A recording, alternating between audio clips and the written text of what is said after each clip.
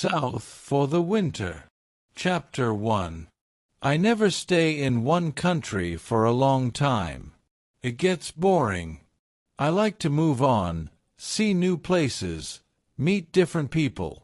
It's a good life, most of the time. When I need money, I get a fruit. In Europe, you can pick fruit most of the year. You need to be in the right country at the right time, of course. It's not easy work, but the money's not bad. I like to go south in the winter. Life is easier in the sun, and Northern Europe can get very cold in the winter. Last year, 1989 I was in Venice for October.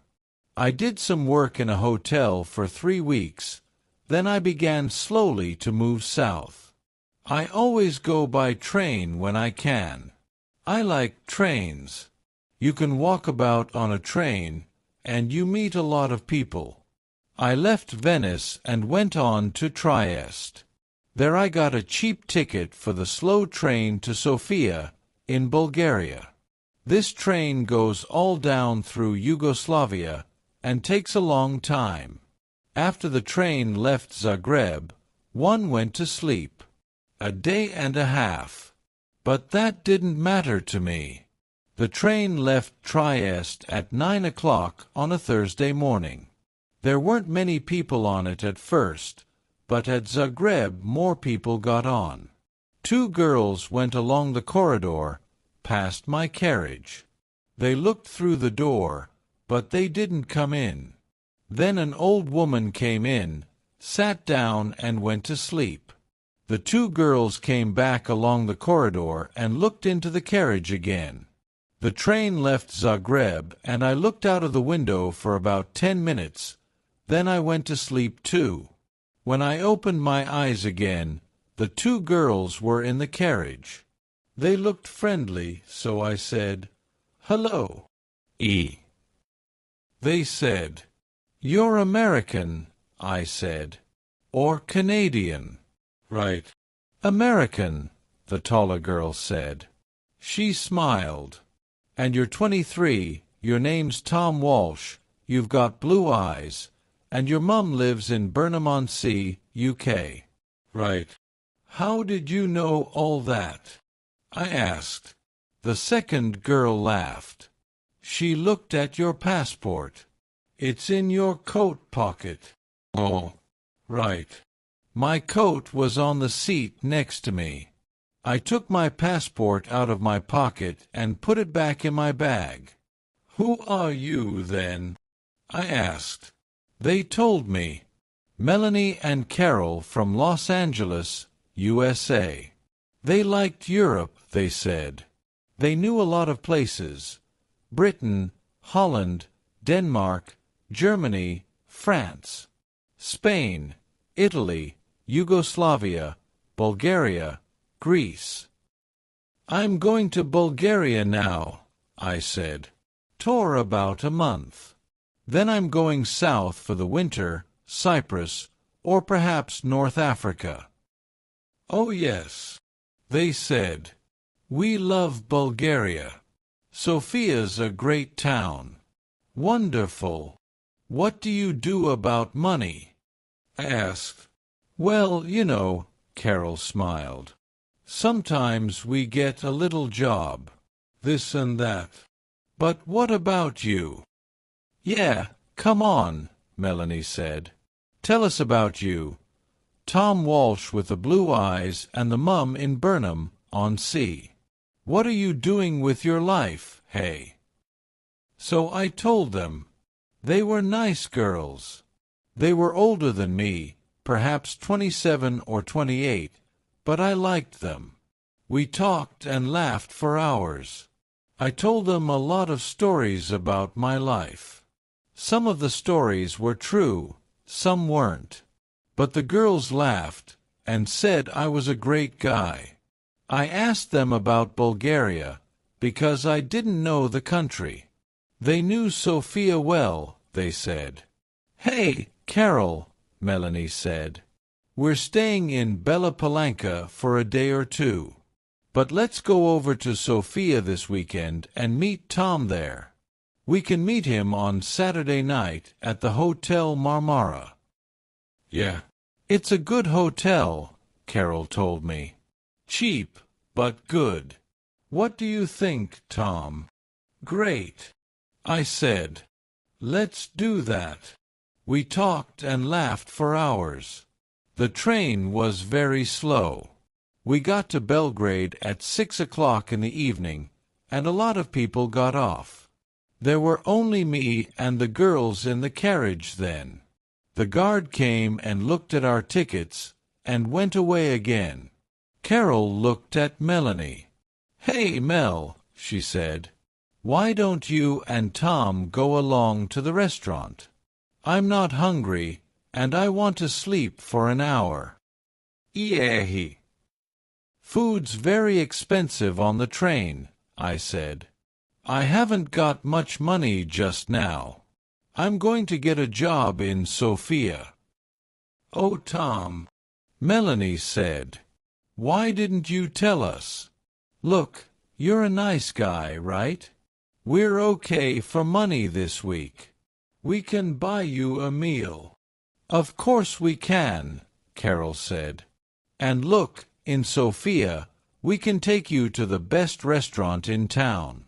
It's a great place. We love it." What could I say? I was hungry. They had money, I didn't. So Melanie and I went to the restaurant and had a meal. When we came back, Carol was still alone in the carriage. Melanie put her feet on the seat and went to sleep.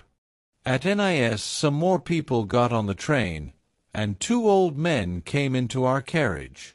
They looked at Melanie's feet on the seat and talked in loud voices. Carol laughed, and Melanie opened her eyes and sat up. "Are we nearly there?" she asked Carol, and looked out of the window. "Yeah, about half an hour, I think." "Why are you getting off at Bella Palanca?" I asked. "What are you going to do there?" Melanie smiled. "Find a cheap hotel, meet people, take a look at the town. You know." "Just for a day or two," Carol said. "But there's nothing there." "Oh, well, you never know," Melanie laughed. "See you in Sofia, right? On Saturday night. The Hotel Marmara, okay?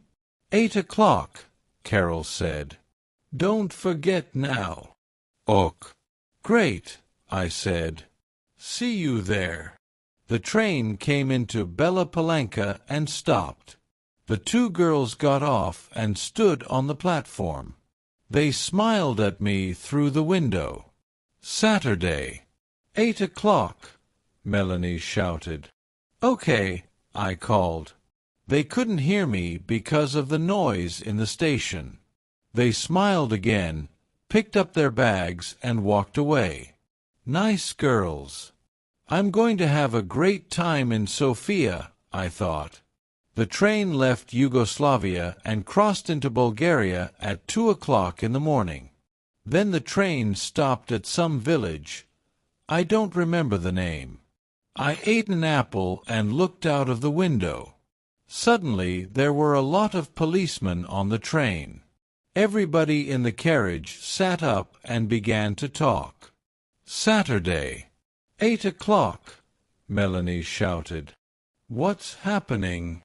I said in Italian to the old man next to me. "I don't know," he said in bad Italian. "Perhaps they're looking for somebody. Look, the police are taking some people off th train." Then 2 policemen came into our carriage, a tall thin one and a short fat one. They looked at everybody carefully.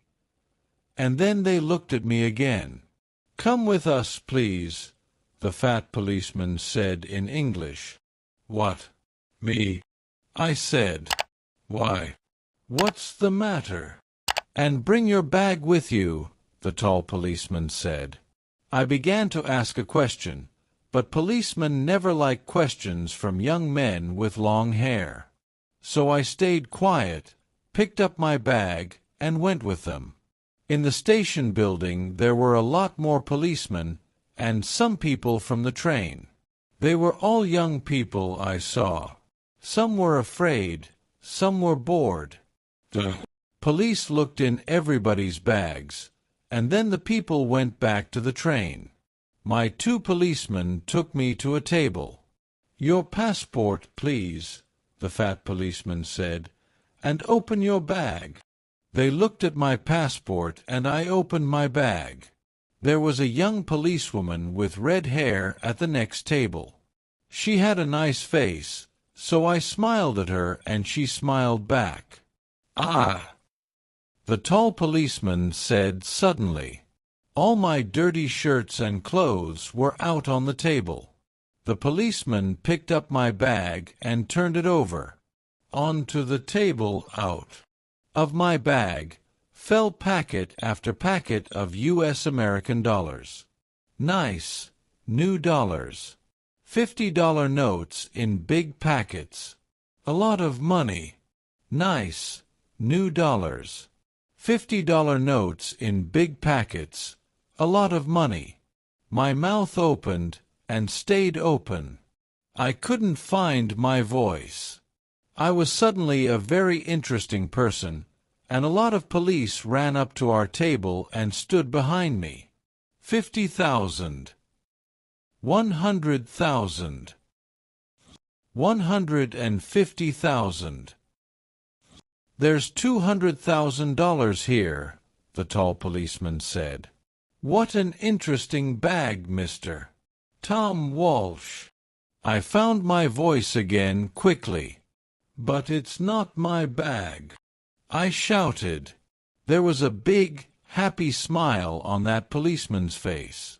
"Well," he said, "it's got your name on it. Look." So I looked, and of course there was my name, and yes, of course, it was my bag. So how did 200,000 U.S. dollars get into my bag? "You cannot bring U.S. dollars into this country," the fat policeman said. He had very short gray hair and little black eyes. He didn't smile once. "But I didn't bring them," I said quickly. "They're not my dollars. I never saw them before in my life, and—" There was a lot of noise in the station. I looked out of the window and saw my train. Slowly, it began to move. "Hey, 5!" I shouted. "That's my train." The tall policeman laughed. It was a great day for him. "Oh no," he said. "You're not getting back on that train. You're staying here with us, in our beautiful country." He smiled, happily. "Hey!" I shouted. "That's my train." So I never got to Sofia on Saturday. I was very unhappy about that. I wanted to have a little talk with Melanie and Carol, ask them 1 or 2 questions, you know. "You're a nice guy, Tom. See you in Sofia, okay? Take you to the best restaurant in town." "Yeah, great." And I never got down to Cyprus or North Africa that winter. Oh well, I live and learn. It's not an easy life, in prison. But it's warm in winter, and the food's not bad. And I'm meeting some interesting people. There's a man from Georgia, USSR, Boris. His name is. He comes from a place by the Black Sea. He's a great guy.